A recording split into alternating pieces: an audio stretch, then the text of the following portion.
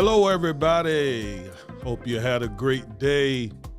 I want to come to you tonight and talk about a historic day in America.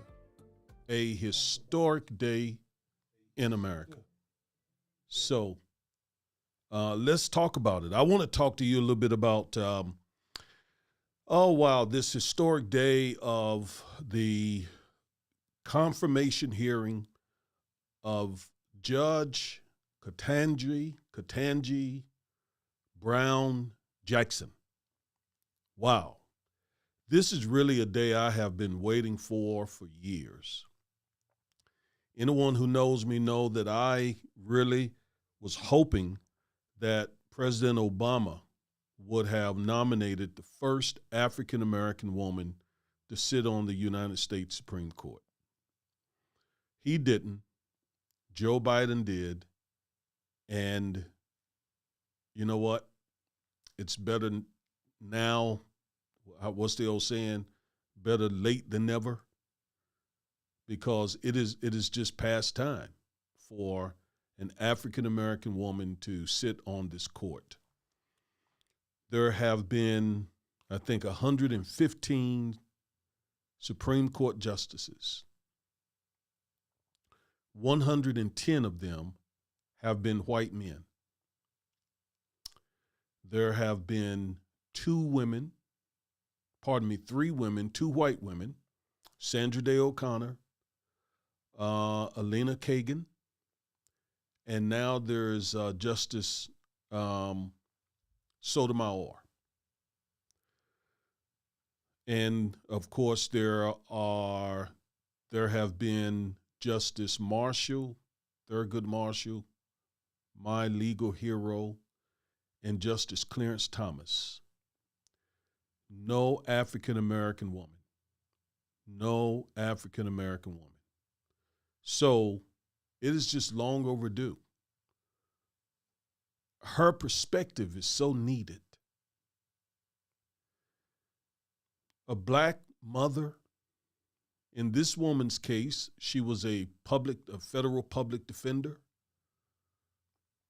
In the questioning today, you could tell how badly needed someone who's actually, represented people in criminal court is needed on this court. She was on the Federal Sentencing Commission, so desperately needed. I guess I feel this strongly about it because I am an attorney. And I know how skewed the law can be. And oftentimes that is because we don't have the perspective of, what America looks like. And that's why this woman on the court helps the court look more like America.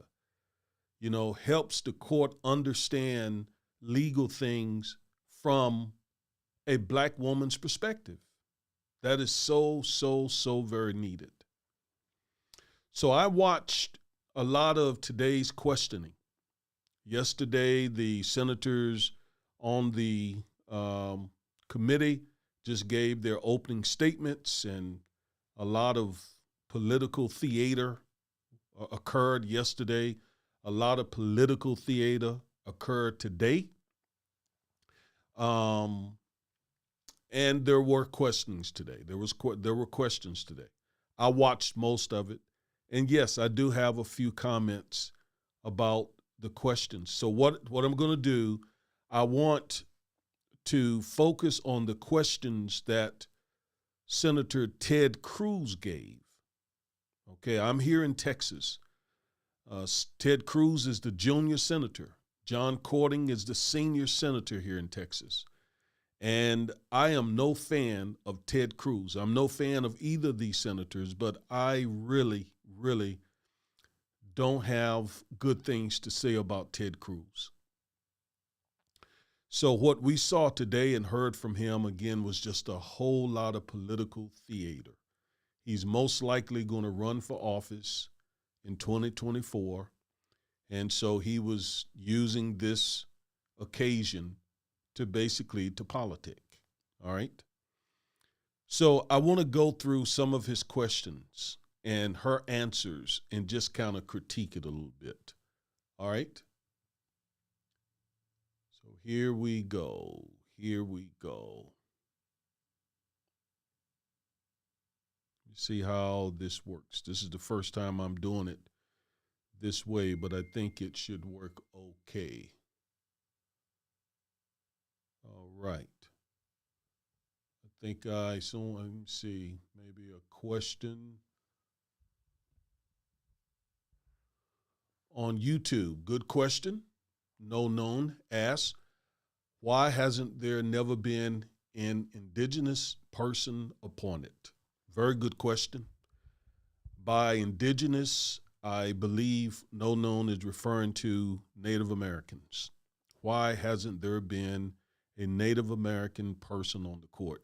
Look, for the same reason I am celebrating an African American woman may potentially be on the court, I would, for those same reasons, agree with you that an indigenous person, a Native American person, should be on this court. No doubt about it. We all know the history. We know that Europeans came here and stole this land from the natives, and committed genocide. We all know the history. And what better perspective would there be than having a native indigenous person on this court? It is drastically needed. So I actually agree with that. Great question. All right, so let's listen to some of the questioning and answers from Ted Cruz to Judge Brown Jackson. Judge Jackson. All right, let's go.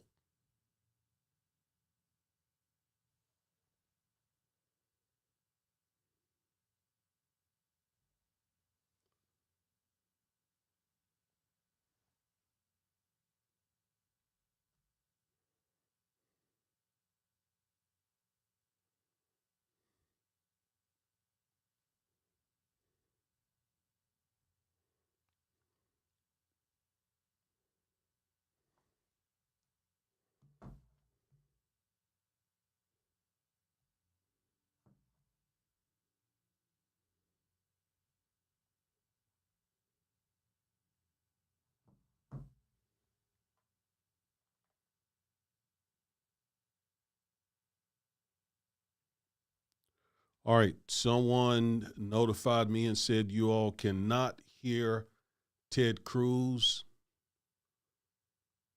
You cannot hear Ted Cruz. Let me see what that problem might be. See if I can fix that.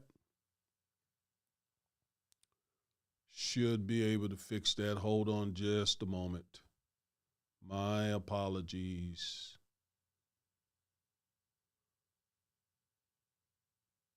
All right, let's try it again. Let's try it again. Please let me know if you can hear this.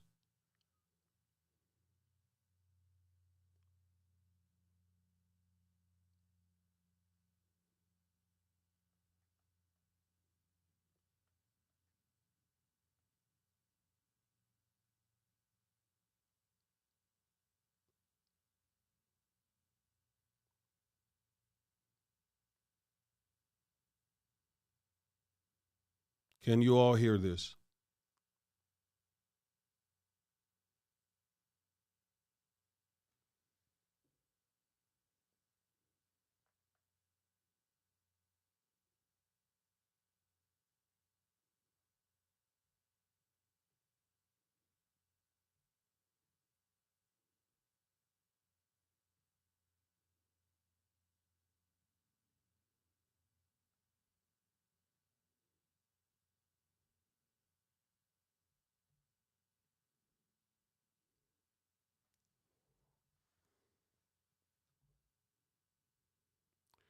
You all still cannot hear him?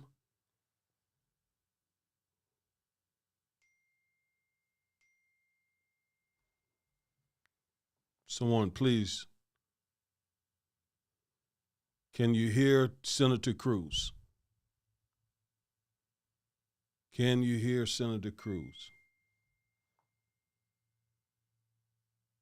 Wow, still can't hear him. Man,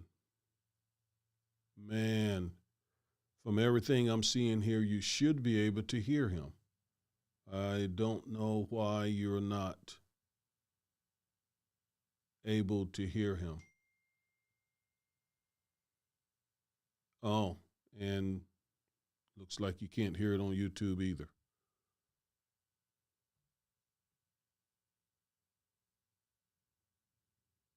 Oh, wow. Let's see here what is going on. Hang with me here a minute.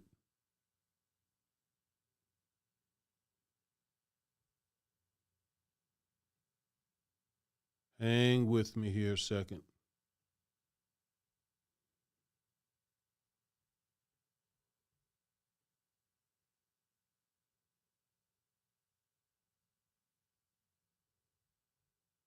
Let's try it again.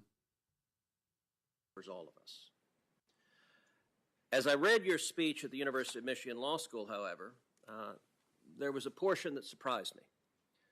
And in particular, in that speech, you referenced the work of, quote, acclaimed investigative journalist Nikole Hannah-Jones, and her, and again, this is a quote from the speech, provocative thesis that America was born in, Okay, I think you all can hear me now. Let's go back. And now to the great state of Texas, Senator Cruz. Thank you, Mr. Chairman. Judge Jackson, welcome. Thank you. Congratulations. Thank you. You and I have known each other a long time. We have. We went to law school together. We were on the law review together. We were a year apart. Happily so, I hope, Senator. We were not particularly close, but we were always friendly and cordial. We were. And you and I had a very positive and productive meeting in my office where we discussed a number of things, including you were there with former Senator Doug Jones, and we discussed how... Can you on YouTube hear me? Please let me know if you're on YouTube. Those of you on YouTube, let me know if you can hear me. How he and I and a number of other senators had, for 2 different years, participated in reading aloud on the Senate floor Dr. Martin Luther King Jr.'s letter from a Birmingham jail, which is one of the truly great advocacies for civil rights our nation has seen. And you and I talked together about our shared admiration for Dr. King. So let me stop there and just note that oftentimes people who are very antagonistic to social justice always still try to tie themselves to Dr. Martin Luther King.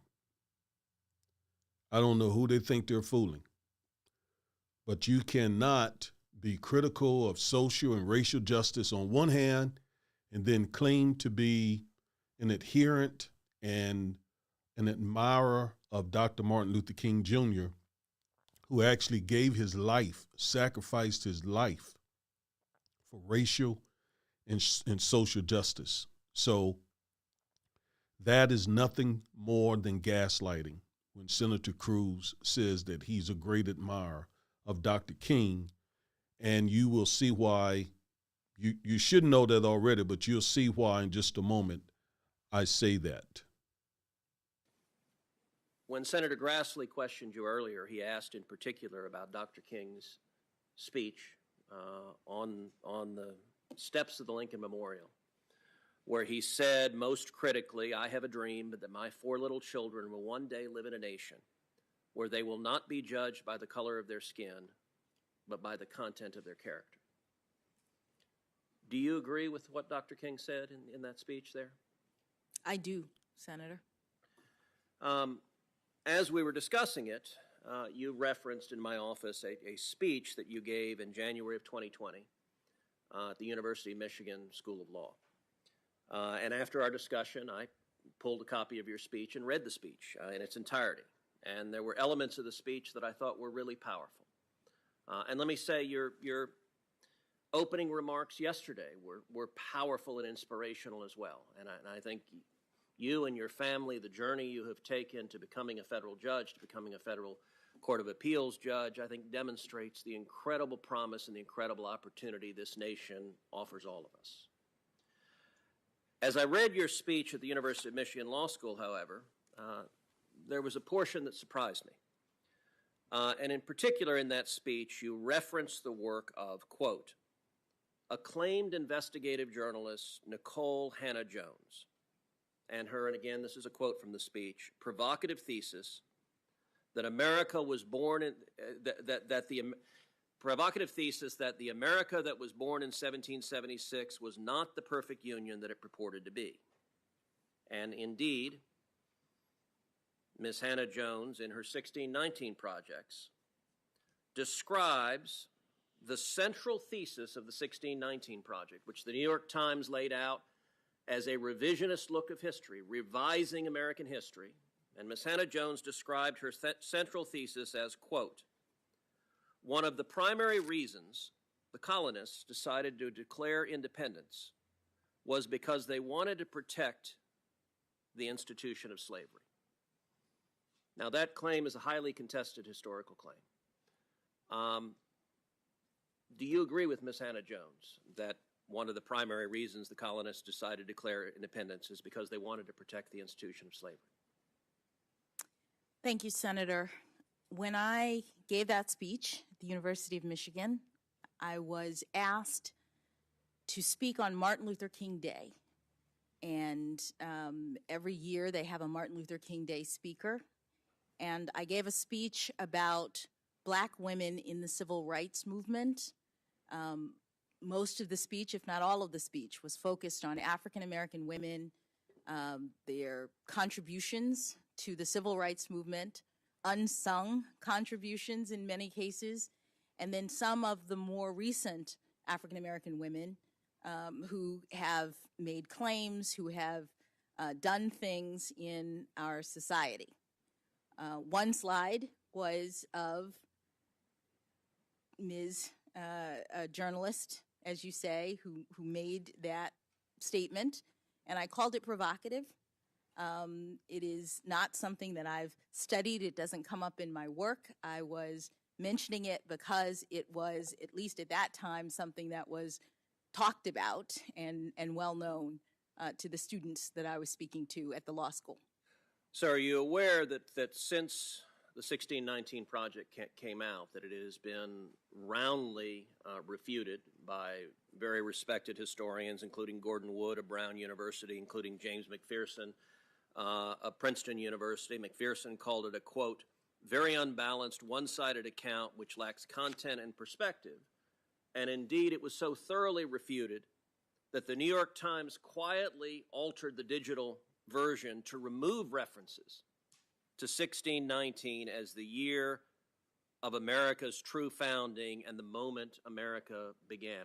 Were you aware of that? I was. All right. So what he's saying is extremely misleading, very misleading here about Nikole Hannah-Jones' 1619 project that she did in participation with the New York Times magazine. 1619, we know, was not the founding of this country. 1619 was the year that the first Africans came to this country. And so Nikole Hannah-Jones is chronicling the history of the African-American journey and story. And when she says in the 1619 project that 1776, the country was born. In fact, I heard even Condoleezza Rice say, the country, who's a conservative Republican, who said that the country was born with the birth defect. I mean, this is not even refutable. The country was born largely as a slave-holding country. And to tell that story, to tell that history, is not really revisionist history. It is true. It's what happened. It's all in the history books. We know that. Those of us who are descendants of the enslaved people, we know that it is true. And it's misleading when he says that it's been soundly or widely refuted. That is not true. Some conservative historians have disagreed with parts of Nicole Hannah-Jones' 1619 Project, but for the most part, it has stood the test of scrutiny and the test of time. So it's misleading the way that he is attacking Nicole Hannah-Jones and trying to get Judge Jackson to also either criticize her, or he will, if she agrees with Nicole Hannah-Jones, then he's going to criticize Judge Jackson. Very misleading, extremely misleading, but we don't expect more from Ted Cruz. Let's keep going. It's not. So let me ask you, related to the 1619 Project, which I believe is deeply inaccurate and misleading. 1619 Project is closely intertwined with a movement that is called critical race theory. Critical race theory, as you know, originated at your and my alma mater at the Harvard Law School. In your understanding, what does critical race theory mean? What is it? Senator, my understanding is that critical race theory is it is an academic theory that is about the ways in which race interacts with various institutions. It doesn't come up in my work as a judge. It's never something that I've studied or relied on, and it wouldn't be something that I would rely on if I was on the Supreme Court.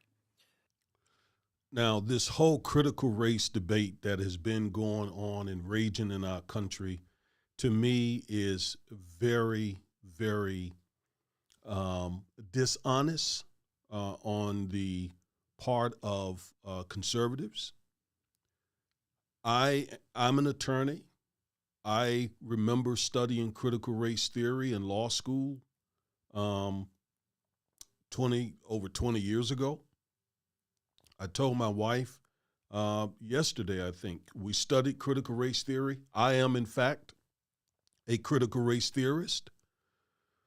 But after we studied it, I pretty much hadn't thought too much more about critical race theory from those classes 20-some years ago, because again, it's not a common term. It's it's an academic term. It's one that you learn about in law school. You agree with it or you don't. I attended Regent University School of Law, which is a very conservative school of law, and then I transferred to a very liberal law school, North Carolina Central School of Law, but I actually learned about critical race theory at Regent, and it kind of hit it.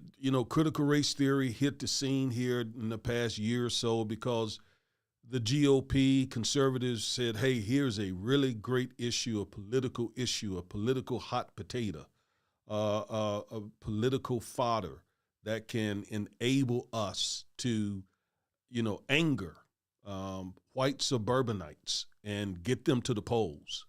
All we got to do is just lie about what critical race theory is, get it into the media, get it out to, to the average white person, and they'll run with it." And that's what they did. And so Ted Cruz is completely mischaracterizing what critical race theory is. And I believe the judge when she says in all of her 570 opinions, she never wrote anything about critical race theory. Because again, it's just not something that's widely known. It has come to fruition and to the public's attention here because it's political fodder. That's what it is. But they are using it to try and win elections for the most part. All right, let's keep going. So critical race theory, as you know, has its origins in the critical legal studies movement, which also came from Harvard Law School, from a number of critical legal studies professors, crits as they were known when we were in law school, who are explicitly Marxists. Wrong. Critical race theory, critical race theorist, crits, he's right about that. That's the short name for critical race theorist. Crits are not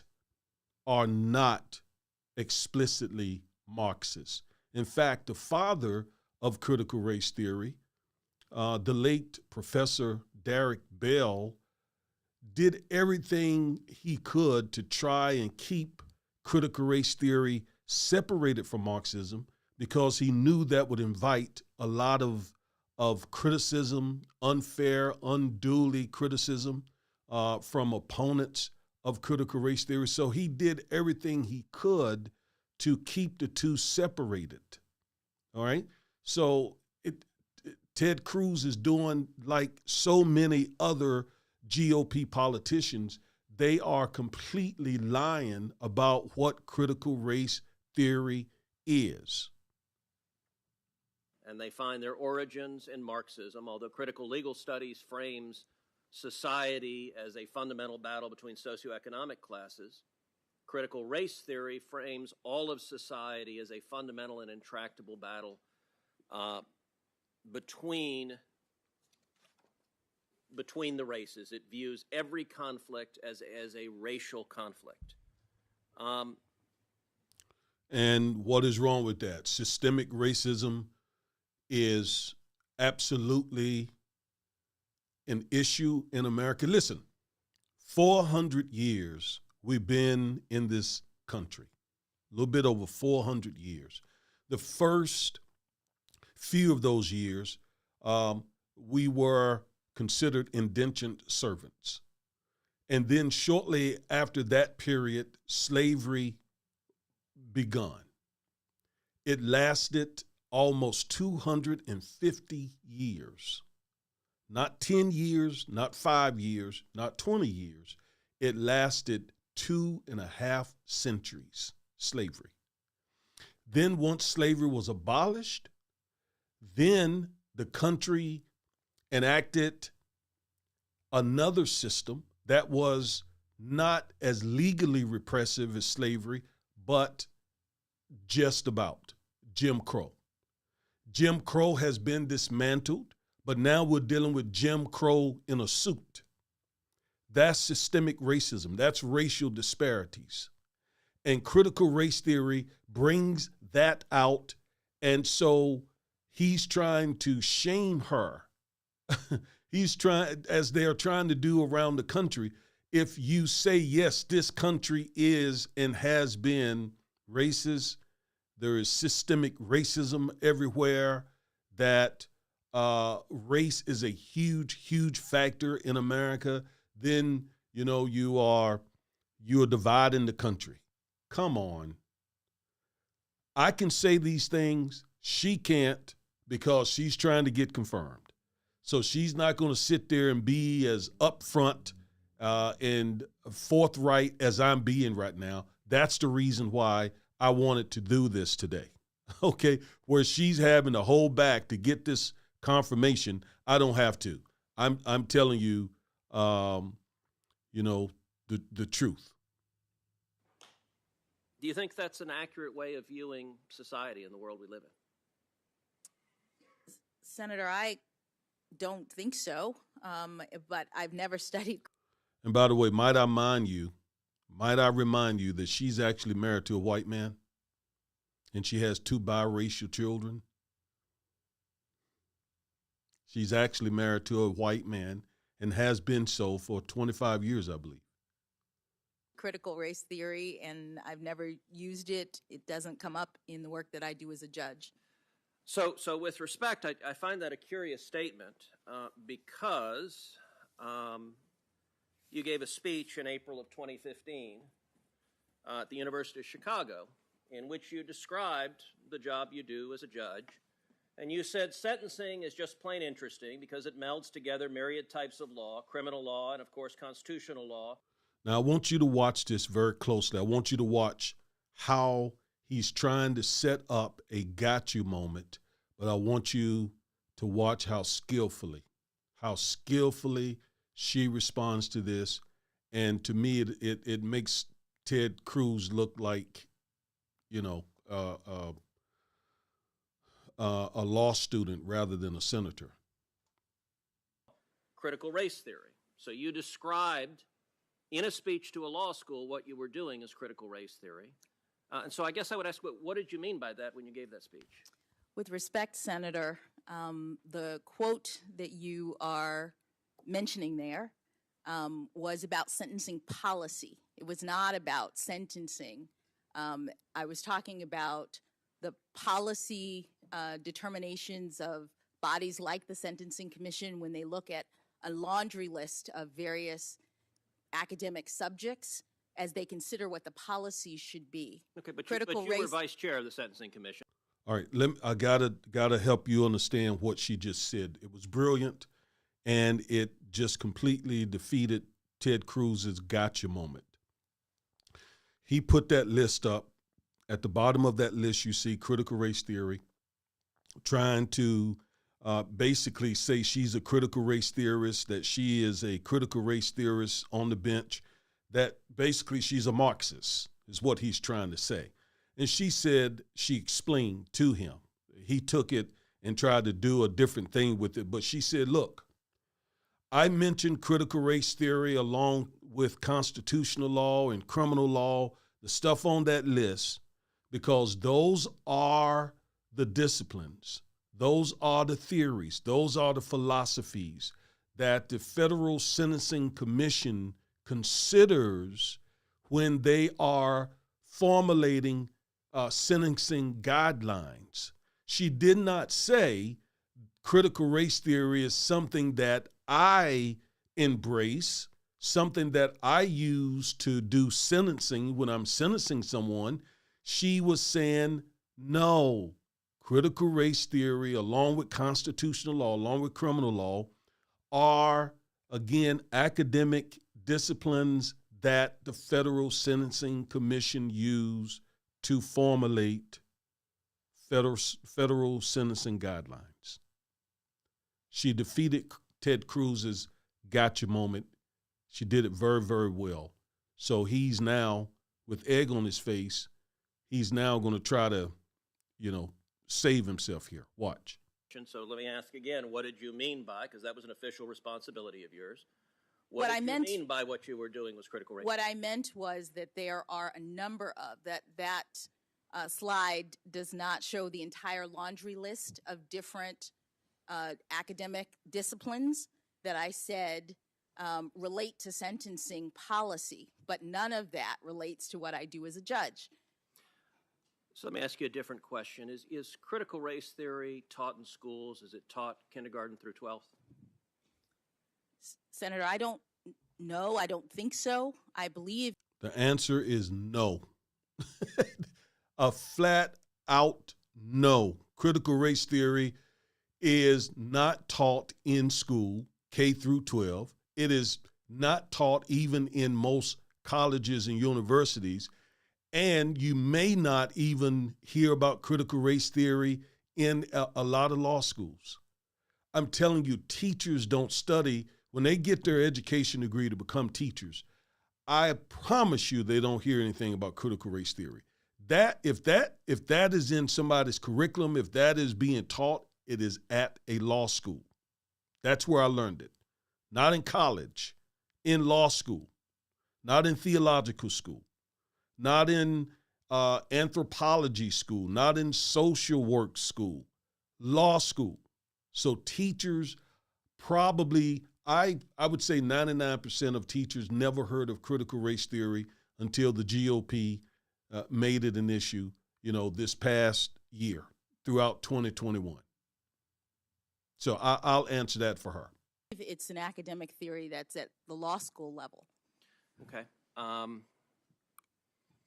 As you may recall, during the confirmation hearings of Justice Amy Coney Barrett, there was a great deal of attention paid to the fact that Justice Barrett served as a board member on the Board of Trustees of a religious private school, and the press focused very intensely on the views of that school. In your questionnaire to this committee, you disclosed that you are similarly on a board, specifically the Board of Trustees for the Georgetown Day School, and that you've been a board member since 2019 and you're currently still a board member. Is that correct? That is correct. In regard to the Georgetown Day School, you've publicly said, quote, "Since becoming a member of the GDS community 7 years ago, Patrick and I have witnessed the transformative power of a rigorous progressive education that is dedicated to fostering critical thinking, interdependence, and social justice." When you refer to social justice and the school's mission on social justice, what did you mean by that? Thank you, Senator, for allowing me to address this issue. Georgetown Day School has a special history that I think is important to understand when you consider my service on that board. The school was founded in 1945 in Washington, D.C. at a time in which, by law, there was racial segregation in this community. Black students were not allowed in the public schools to go to school with white students. Georgetown Day School is a private school that was created when 3 white families, Jewish families, got together with 3 black families and said that despite the fact that the law requires us to separate, despite the fact that the law is set up to make sure that black children are not treated the same as everyone else, we are going to form a private school so that our children can go to school together. The idea of equality, justice, is at the core of the Georgetown Day School mission, and it's a private school such that every parent who joins the community does so willingly with an understanding that they are joining a community that is designed to make sure that every child is valued, every child is treated as having inherent worth, and none are discriminated against because of race. I got to give her kudos on that answer. I mean, every time he says something to get a gotcha moment, she handles it so brilliantly. So brilliantly. So essentially, she says, look, this school has a unique mission. This school opened its doors to African-American students in the 40s when other schools were not taking African-American children. So my husband and I, having 2 biracial, basically black kids, are very proud to have our kids at this school because of this school's mission to treat everyone fairly, equally, equitably. I mean, what is wrong? Why is she having to apologize for that? Why is he trying to shame her for that? This is ridiculous. So, Judge Jackson, all of us will agree that no one should be discriminated against because of race. When you just testified a minute ago that you didn't know if critical race theory was taught in K through 12, I will confess I find that statement a little hard to reconcile with the public record, because if you look at the Georgetown Day Schools. Now, let me interrupt here because he's getting ready to list and even read from and show a bunch of books. And I recommend every book that he mentions that you go buy them. They are great books. He's trying to use them to show that she's some radical, she is some critical race theorist, that she is, Malcolm X in a robe or something. That's what he's trying to do. He's trying to scare. Let me tell you what he's really trying to do. He's not only trying to scare whites, but he is trying to position himself to run for office in 2024. That's what he's doing. This is political theater. That's all this is. That's all he's doing. He's using her to make political theater. He's also trying to use her as retaliation for what the GOP think the Democrats did to Kavanaugh when he was up for confirmation, and Justice Barrett. So they're getting back at the Democrats by torturing this woman with these ridiculous questions that have nothing to do with what type of judge she would be. Nothing. And again, to try and shame her because her and her husband are proud to have their kids in a school that opened its doors to black kids at a time when other kids wouldn't. And the fact that she's proud to serve on that board, and she's proud to be a part of a school that's going that recommend the books that he's about to mention. He's trying to shame her for that. I mean, this is twisted, you all. The way these folks think about race and the stuff that we African Americans have to do to be accepted into their clubs and to be accepted by them. I mean, you almost have to deny that you're black. And we hear that a lot of times. We hear a lot of black folks who are accepted in these circles saying things like, well, I'm not black. I'm really not black. Because that's the pressure that's on them. The pressure that's on them is they must disavow their blackness. They must disavow African American history in order to be accepted. All right, that's what he's doing, and it's so very unfair. Curriculum. It is filled and overflowing with critical race theory. That among the books that are either assigned or recommended, they include Critical Race Theory, an introduction. And by the way, where he's a senator here in Texas, you know, they just passed a law against critical race theory. And now they're actually literally in school libraries making librarians make a list of books that they believe has anything to do with critical race theory.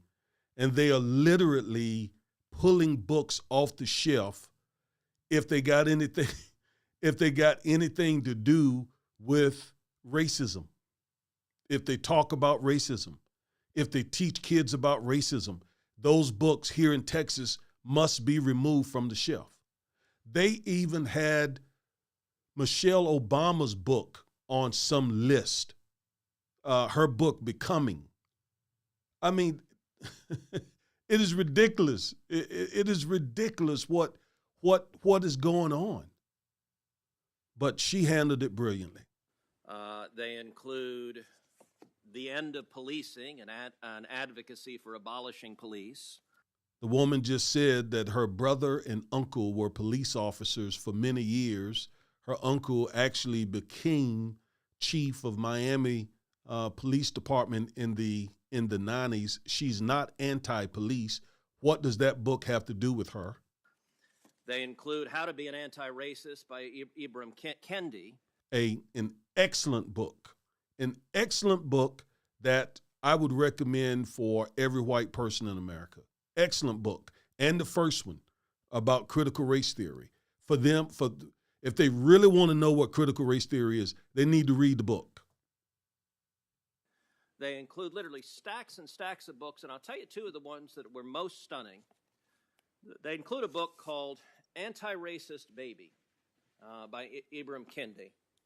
And there are portions of this book that I find really quite remarkable. One portion of the book says babies are taught to be racist or anti-racist. There is no neutrality. babies, children, toddlers, whatever word you want to use, are taught to be racist. They are not born racist. That is learned behavior. And it starts to happen at a very early age. I am not a child psychologist. I cannot tell you what age it does happen, but I did write a book on education. And based on my research, child psychologists say that children can really start formulating ideas and learning and so forth as early as 18 months old. As early as 18 months old. So it's not far-fetched that babies are taught racism at a very early age. I don't know what that age is, but very, very, very young children are taught racism, and they are taught to hate themselves because of their race. We saw that back in the Brown v. Board of Education case when Dr. Kenneth Clark demonstrated to the United States Supreme Court that black children had what you would call an inferiority complex at very young ages because of segregation, because of racism, because of systemic racism. Black children's minds at very young ages. And the way Dr. Clark showed that was he had black children to look at a black doll and a white doll. And he asked them questions like, which doll is pretty? And nearly every black child would point to the white doll. Or which doll is smart? Nearly every black child pointed to the white child. And these were young children. Where did they learn that? And while they were learning that inferiority thinking, white children were learning the opposite, superiority thinking. So racism is taught. And the ideal here is, the whole notion of these books is teach, it is saying to white America, teach your children not to be racist. Teach your children to be anti-racist. Start while they're young. That's the purpose of these books. Another portion of the book, they recommend to babies confess when being racist. Now, this is a book that is taught at Georgetown Day School to students in pre-K through second grade, so 4 through 7 years old. Do you agree with this book that is being taught with kids that babies are racist? Senator,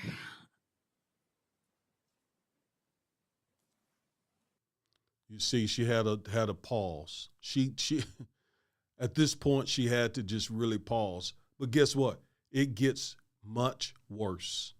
I'm not going to go through all of it, but it gets much worse. Much worse. I'm not gonna stay here, but he goes on to basically call her, he gets off this critical race theory, then he gets over into child pornography. And he accuses this great woman of being an activist for child pornography. He accuses her of being an activist for pedophiles, for pedophilia. This great woman, a mother of 2 children, a judge who has heard hundreds of cases, child molestation, child pornography cases. She talked about how she has seen the evidence from these cases. And many nights she goes home and she can't sleep. She has nightmares from these cases. And for him to insinuate that she is an activist for child pornography or pedophiles was, to me, the worst questioning in a confirmation hearing I've ever watched. And I remember Clarence Thomas when he was accused of showing porn to Anita Hill. I remember that. I remember what Brett Kavanaugh went through when he was accused of sexual assault. Justice Coney Barrett, but none of that to me, none of that compares to Ted Cruz calling this judge a friend and activist for child pornography and child pedophilia. That was low down and disgusting. It angered me. It actually had me in tears because there was a point where she was almost in tears. This woman has lived an exemplary life, an exemplary life. 2 great parents, beautiful family. She probably doesn't even have a speeding ticket on her record. She has raised 2 wonderful children. She's married to a surgeon, a cancer surgeon. Just an exemplary life. And to be brought in front of Congress and accused of being an activist for child pornography and child pedophilia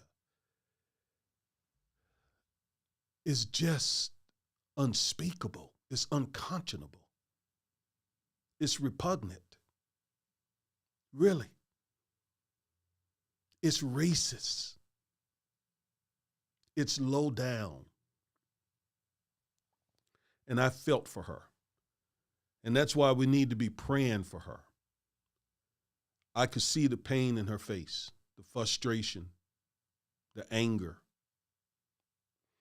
And he made a chart and another chart. All this is political theater again.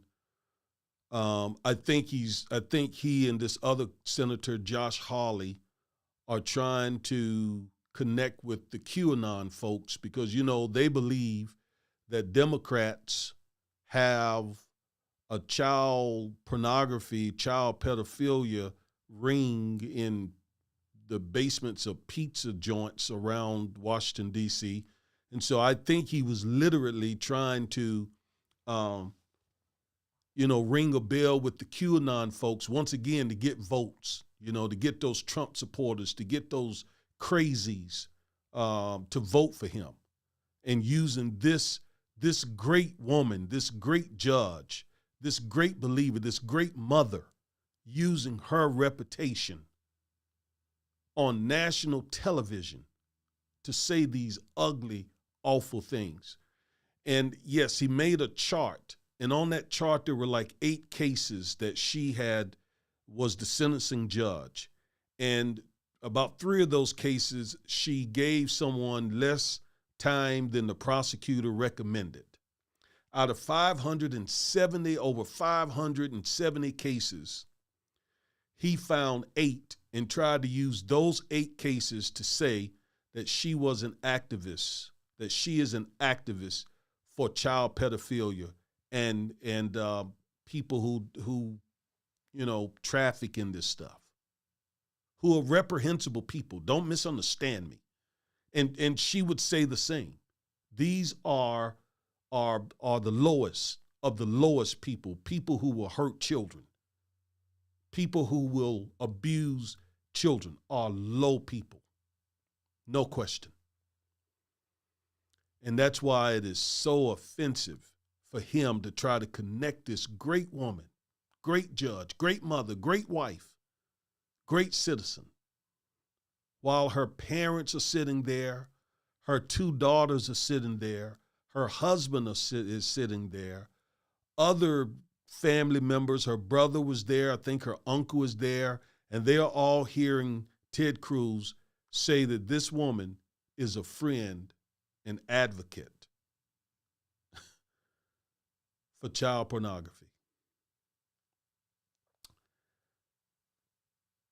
Just keep her in your prayers. She has, I think, another day of questioning. I don't think there will be 3 days. I think there will just be one more day of questioning. And I believe she will still be confirmed The Senate right now is 50-50, 50 Democrats, 50 Republicans. The two holdouts have been on other matters for Democrats. And incidentally, I'm not a Democrat. Don't think that just because I strongly support this African-American woman and hope that she gets confirmed, and will probably disagree with her, some of her opinions. There's no question about that. But I am not a Democrat, nor am I a Republican. I am independent. I'm neither, okay? But the Senate is 50-50, 50 Democrats, 50 Republicans. The two holdouts have been in the past for Democrats when they're trying to get things done are Joe Manchin and Kristen Sinema. Neither one of them have come out and said that they would oppose her confirmation. So if that holds true, then there will be at least 50 Democrats to vote for her. And if necessary, Vice President Kamala Harris can come and break the tie. And that's all that would be needed. The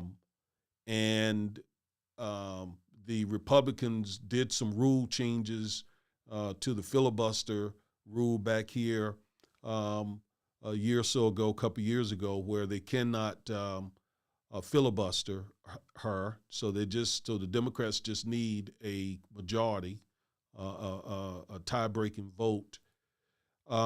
There may be some Republicans who vote for her. At her last confirmation hearing, there were 3 Republicans who voted for her, Lisa Murkowski, Susan Collins, and Lindsey Graham. And by the way, Lindsey Graham, I doubt that he votes for her now. He showed out today as well. He had an axe to grind about Justice Barrett. So he's probably a no vote. I don't know. He may still get, she may get Susan Collins and Lisa Murkowski of Alaska to vote for her. I don't know, but I think she's going to be okay. She handled herself well today despite the insults, the offensive line of questioning and calling her character into question like that. But she did fine. I think she'll still be confirmed. I'm really, really hoping that she will. This, to me, is big. This is history in the making. It's right up there when President Obama was elected president. I'll never forget that night.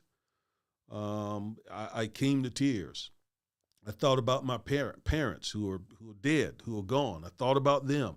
I would have loved for them to have seen a black man become president. And now, hopefully, prayerfully, we will have an African-American woman on the highest court of the land, bringing her unique perspective. I love the fact, I'm a lawyer, I love the fact that she is not just a lawyer, but she was a criminal lawyer. She was a public defender. And she sat on the Sentencing Commission. So she is, she brings a unique perspective, and a perspective that is seriously needed. That's what I'm trying to say. So let's pray for her. Let's pray she gets through this, and let's pray that she gets appointed to the court, get confirmed to sit on the court. All right. Now, let's see. Are there any comments before I get out of here?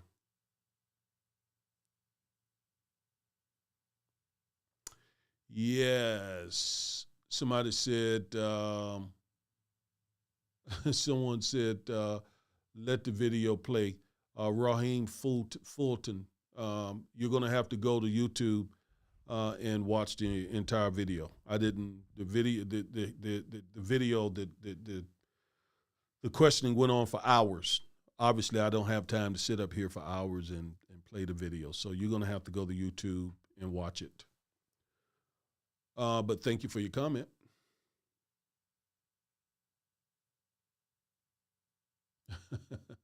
No. Cruz is like the kid that uses a cheat sheet and still scores lower than the student who uses only their mind.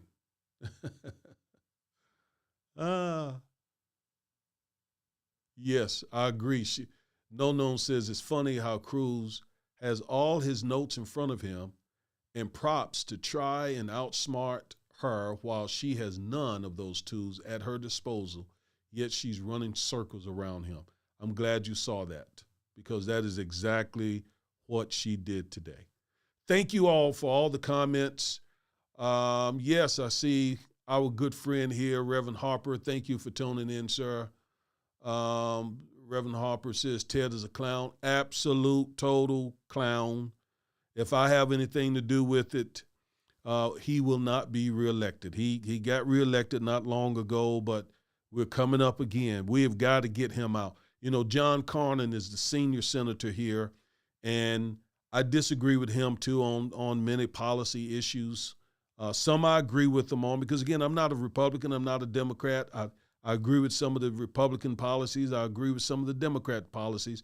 I strongly disagree with many of the Republican policies and strongly disagree with many of the Democrat policies. And you know why? Because, first and foremost, I am a Christian. I am a believer. I am a kingdom citizen. I am a kingdom builder. And oftentimes the kingdom of God it reminds me of the story of Joshua was getting ready to take Israel into battle. And the angel of the Lord showed up, and Joshua asked the angel of the Lord, whose side are you on? And the angel said, neither. I have come in the name of the Lord. I believe that's where we ought to be. We ought to be for righteousness and justice. We don't take sides. We take over. We're God's people. Okay? All right. All right. So, yeah, I hope you got something from that.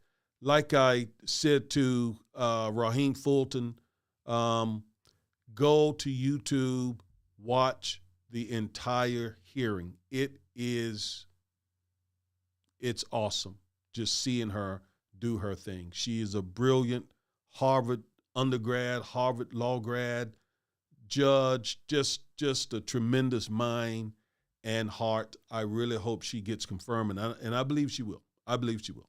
All right? So that is going to do it. That is going to do it.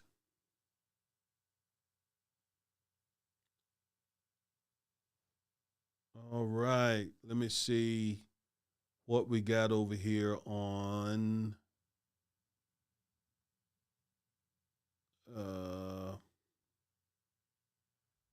Okay. So that's going to do it, you all. Thank you for tuning in. I really, really, really, really, really, really, really, really, really, really, really appreciate it. Absolutely. You all have a very good evening. God bless. Keep Judge Jackson in your prayers. Peace. Peace.